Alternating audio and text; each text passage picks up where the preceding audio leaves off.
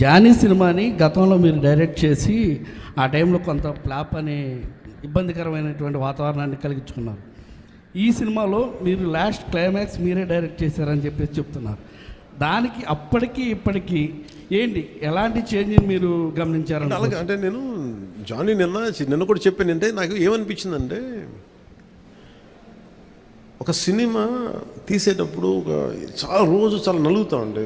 నేను చెప్పేది సినిమా అనేది ఒక్కటే కష్టపడేది కాదు. ప్రతి ఒక్కటి ఈవెన్ ఒక చిన్నపాటి ఉపాధి శ్రామికుడు కూడా కష్టపడతాడు, యుద్ధం చేయాలి పట్టుకోటి కోసం. సినిమా ఏంటంటే చాలామంది డబ్బులు చాలా గ్లామరస్గా కనిపిస్తుంది ఫిల్మ్ ఇండస్ట్రీ.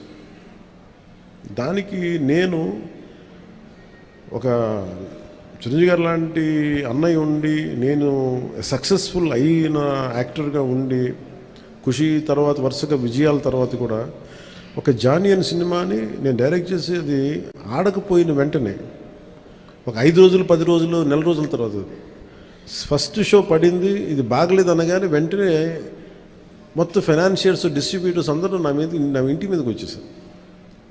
మాకు డబ్బులు రావట్లేదు, ఇప్పుడు ఏం చేస్తామని. నా క్వశ్చన్ ఏముందంటే, మీకు డబ్బులు ఇచ్చినప్పుడు నాకు ఎప్పుడు ఎక్స్ట్రా ఇవ్వలేదు కదా, ఇప్పుడు డబ్బులు పోయినప్పుడు అది ఉండదు అక్కడ. సో నేను కంప్లైంట్ చేయట్లా. అంటే నాకు ఏమనిపించిందంటే, ఫస్ట్ టైము నాకు చాలా ఒక కాలంలో చెప్తున్న అన్ని బంధాలు ఆర్థిక బంధాలు నాకు అది గుర్తొచ్చింది. నేను ఆ రోజు మొత్తం నా రెమ్యునరేషన్ తీసుకోలేదు, ఇచ్చేసాను. నాకేమనిపించిందంటే, ఒంటరితనం అనిపించాను. అంటే ఇప్పుడు ఎలా ఉంది అంటే, గత ప్రభుత్వం చేసిన ఒక దుర్మార్గాలన్నీ నేను చేసేసి అందరూ నిందిస్తుంటే నేను ఎంత బాధపడాలో, సినిమా ఫ్లాప్ అయితే నన్ను బాధపడమని అందరూ అలా చెప్తాను. నా ఉద్దేశం ఏంటంటే, సినిమా చేసాం, బాగలేదు, ఆడలేదు అంతే.